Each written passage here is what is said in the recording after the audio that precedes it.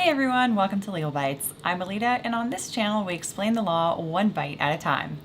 So today we're going to do a bit of a spooky edition of Pop Culture Trials as we go into another dimension. You unlock this door with the key of imagination. Beyond it is another dimension. A dimension of sound. A dimension of sight. A dimension of mind. You're moving into a land of both shadow and substance, of things and ideas. In other words, we're crossing over into Hollywood legal history. Specifically, the story of the lawsuits that came out of the filming of the Twilight Zone movie that came out in 1983. Coming up on Legalbytes.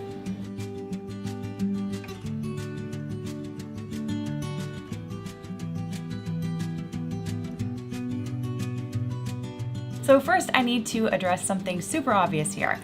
I'm not in my usual studio. We currently are moving, and it's a particularly long move. It's going to take some time before we get settled into the new space, so please bear with me, as you're likely to see a number of studio changes over the next few weeks. In the meantime, if you've seen some of our videos and you haven't already, consider subscribing. That way you can keep up to date with all of our videos, and you can find out where the studio ends up. Okay, setting that aside, you're probably familiar with the Twilight Zone, which is a science fiction universe of entertainment that started with a 1960s TV show, created, written by, and starring Rod Serling. The series has a massive cult following, and for good reason. Every episode had some moral or social critique, and the storytelling was always unpredictable, with relatable, down-to-earth characters. The show was suspenseful, supernatural, psychologically thrilling, and typically macabre and dystopian. It inspired a ton of movies, TV shows, and even a ride at Disney theme parks around the world. It was a really fun ride. One movie that followed was the 1983 film Twilight Zone, the movie. It was produced by Steven Spielberg, who reportedly was too busy with other films at the time to dedicate enough energy to direct the entire movie. So instead, he decided that the best thing to do was to stick to the same format as the original TV show by splitting up the 2-hour-long movie into 4 30-minute segments. So he enlisted Joe Dante, George Miller, and John Landis to direct the other 3 segments, while Spielberg reserved one for himself. Unfortunately, although this was a golden age of sorts for directors, and for these directors in particular, the filming of the movie turned tragic. 3 actors, including Vic Morrow, one of the leading actors, died on set. What followed was a media firestorm and multiple lawsuits, including a criminal case. For the first time, America questioned whether directors and other key film leaders could be held criminally liable for deaths on set. Although this tragedy captured nationwide sorrow and shock, Hollywood had unfortunately long been a rotten, terrible place. Reportedly, the so-called golden age of Hollywood was not so golden for the lives who were in it. It's not exactly a secret that directors, film crew, and actors alike frequently use drugs both as stimulants and suppressants in order to keep up with the grueling pace of film production, and often at the express direction of film producers. But child stars arguably got the worst treatment. Not only did Hollywood regularly break child labor laws on set, but some were put under the influence of what were sometimes euphemistically called vitamin shots and pep pills. In other words, amphetamines and other extremely harmful drugs meant to keep the actors and the rest of the film crew working for extremely long hours. For example, you've probably heard about how Judy Garland was essentially hand-fed a revolving door of so-called uppers and downers during the filming of The Wizard of Oz so she could work as much as 72 hours in a row. There were even reports that actors who played the Munchkins molested the 17-year-old Garland throughout the filming. It's no wonder that child actors typically end up with a host of serious issues that plague them for the rest of their lives. On top of that, many actors and actresses were given drugs to maintain a certain weight and energy level. Other stories also report that many actresses were given forced abortions because a baby bump just didn't work with the role that they were supposed to be filming during the pregnancy. One of those actresses was, again, Judy Garland. She really was horrifically abused by Hollywood, and her mother for that matter, who apparently herself arranged at least some of the drug prescription and forced abortions. Anyway, all of that is to say that people often say that the law takes a long time to catch up to technology. And that's true. But as we could see from the horrors highlighted from the earliest days of the Me Too movement a few years ago, Hollywood takes a long time to catch up to the law. I remember going to the California Bar annual meeting back in 2015. It was a 3-day session, and during one of the lunches, a few actors had been invited to the meeting in order to give speeches to talk about the industry. They described Hollywood as basically the last bastion of open racism, sexism, and sexual abuse. And they pleaded with the lawyers in the room to try to enact change in the industry. But sometimes it takes a major criminal lawsuit to change the entire industry. kind of like with what happened with Harvey Weinstein. In the 1980s, the big Hollywood criminal case was the prosecution of director John Landis, as well as 3 other filmmakers, George Folsey, Dan Allingham, Paul Stewart, and Dorsey Wingo. To give a bit of a roadmap, like I like to do in these videos, first we'll talk about what actually happened in the incident. Then we'll get into the litigation that resulted, and then finally we'll talk about how the industry actually changed after the lawsuits. Just a heads up. Some of the details in this history can get a little bit gruesome, so if you are sensitive to that kind of information, you might want to prepare yourself. Otherwise, let's get into it.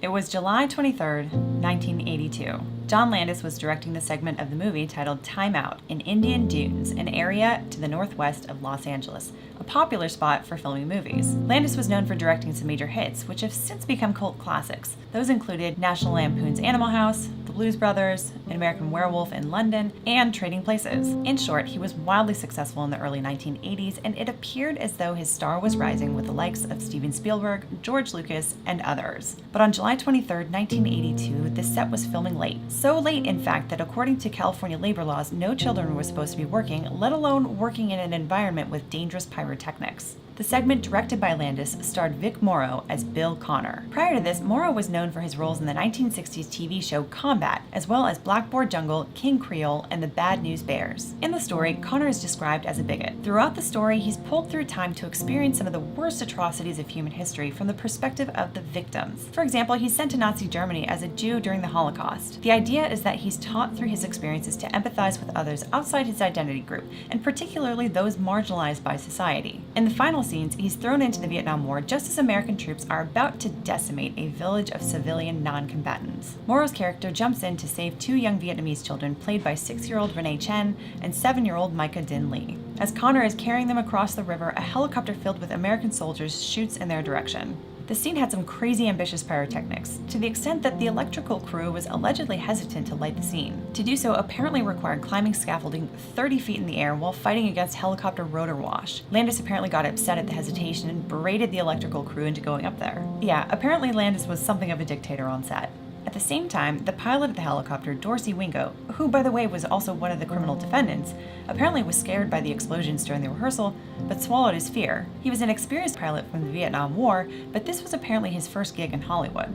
No one seemingly wanted to speak up about their concerns for safety in the scene because they didn't want to be fired, or worse, blacklisted in Hollywood. If those people wanted to remain working in Hollywood, those people better keep their mouths shut, and they did. And those people who did in fact come forward afterwards to testify ended up being blackballed for an awfully long time, and many of them lost their livelihood. During the filming of the scene, one of Morrow's last lines was supposed to be, "I'll keep you safe, kids. I promise. Nothing will hurt you. I swear to God." Unfortunately, he never got to give that line, and that promise was not something that could be kept in real life. As Morrow stumbled across the river carrying the 2 kids, the helicopter hovered above them. But then something went wrong. The explosives went off, but they were too close to the helicopter. As a result, it went down sideways, directly on top of Morrow, Chen, and Lee. All 3 died. What followed was a criminal trial that quickly picked up national attention and set the film industry on fire. It wasn't long before a criminal investigation was opened up. The litigation, however, took a very long time.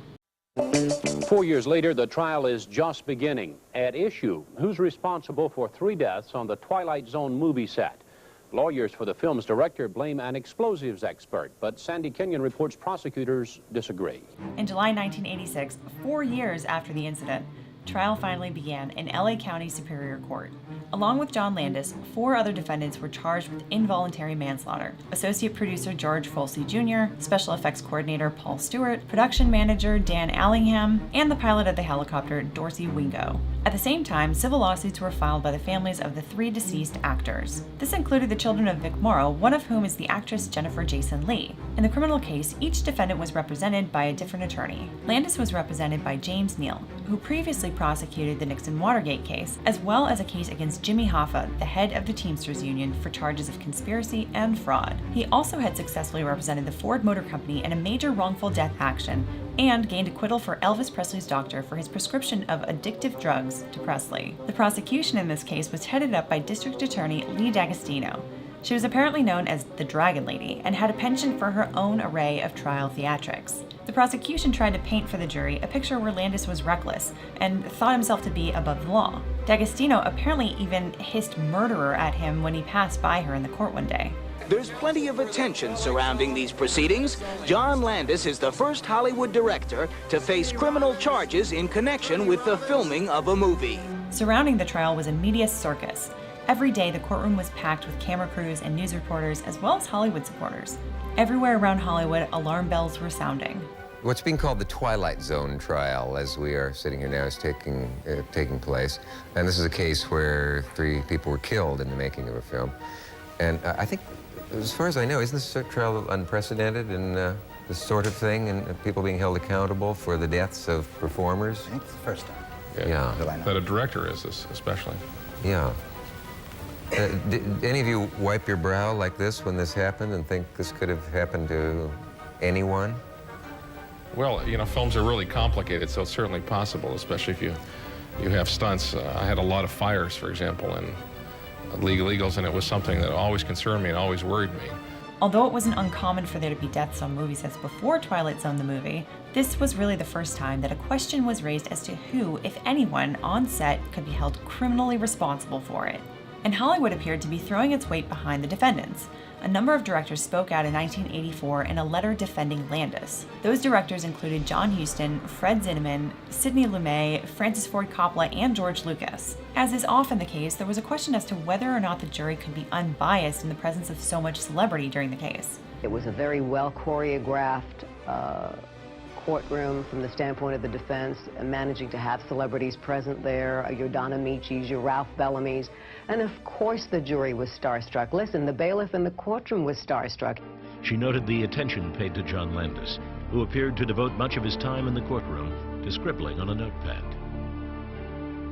I subsequently found out from someone who had interviewed many of these jurors that the jurors believed that what he was doing was writing a script of the trial, and that they were going to get to play themselves. But how could they play themselves in the movie if he went to jail? I don't know if the jury actually speculated or talked about any of that, but that's at least according to D'Agostino.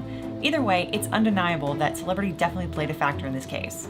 And despite all the evidence and all the witness testimony, which included a tearful account given by Renee Chen's mother, who said that she had no idea of any of the dangers involved in filming the scene, and despite detailed footage of the incident which was shown like 24 times, in the end, the jury acquitted all 5 defendants. Director John Landis and his associates were charged in the deaths of 3 people during the filming of Twilight Zone the movie. In court on Friday, they were found not guilty on all counts. We have 2 reports this morning, starting with Channel 11's Tony Valdez. Although the defendants were not held criminally liable, a huge cloud had passed over Hollywood, and especially all of the people involved in the filming of this movie. Reportedly, what previously had been a great professional and personal friendship between Spielberg and Landis went totally sour. In the time between filming Twilight Zone the movie and the trial that followed the helicopter incident, Landis filmed the Michael Jackson Thriller music video, Spies Like Us, and The Three Amigos. But after the trial, and especially after a book came out called Outrageous Conduct, which investigates in gruesome detail the entire incident, Landis' career really took a nosedive. He apparently got the job to direct Coming to America a couple years later, thanks to lobbying efforts by Eddie Murphy. But when the relationship between them blew up on set, Landis lost another ally and another friend. Landis continued to direct, but nothing he made after Coming to America really stuck out. And outside of Landis' career, Hollywood started to see a major seismic shift. Suddenly, producers and crews started to take safety regulations much more seriously. According to Slate, Warner Brothers responded to the litigation by creating a committee to develop standards for every aspect of filmmaking, from gunfire to fixed-wing aircraft to smoke and pyrotechnics. The committee included representation by every guild and union in the film industry. What resulted was the creation of a group of standards called safety bulletins, which are regularly updated to this day. And based on those bulletins, studios issued to employees a manual called the Injury and Illness Prevention Program. However, despite the creation of these new safety standards, accidents still happen. For example, in recent years, people have reportedly died on set during the filming of The Walking Dead, Deadpool 2, and Blade Runner 2049. Another change following this trial was a new marriage between the filmmaking industry and the insurance industry. You see, before Twilight Zone the movie, insurers didn't really think that it was a good investment to insure a movie production, given how dangerous they were. In short, there was just too high a likelihood that something would go wrong on set and the insurance company would have to pay out. But 2 factors changed that opinion: increase in safety standards and an increase in film budgets. Because of that, insurance companies were able to give affordable rates to underwrite movie shoots. To approve the underwriting, insurance companies wanted to know everything. The experience levels of people working on set, how many people there were, how far they were from any kind of explosives or pyrotechnics, the materials that were going to be used, how many fire extinguishers there were, the results of any kind of examinations by a local fire department. The list goes on.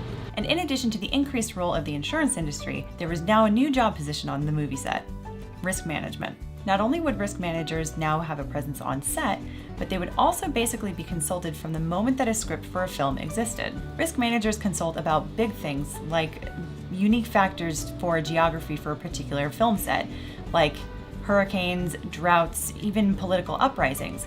But they also serve as someone who can step in when crew members feel unsafe, but they don't want to put their individual careers at risk. Instead of speaking up directly to their bosses, crew members can talk to risk management, who importantly can't be fired from their position. In all, filmmaking is still a dangerous endeavor, and mishaps still happen today. But there have been some pretty remarkable changes to the industry since Twilight Zone the movie. And although Hollywood is still excruciatingly slow when it comes to catching up to the law, sometimes a big lawsuit comes along and helps it on its way. Okay, that's all we've got for today. If you're still watching, we really appreciate you giving us your time, and we'd love to hear what you think. Do you think that directors and production leads should be held legally responsible for deaths or other injuries that happen on set? Or do you think that it should be up to the individual to know what they're getting themselves into? Let us know in the comments below. At any rate, if you found value in this video, please do give it a like. It really does help us with the YouTube algorithm, and it helps us to grow the channel. Anyway, until next time.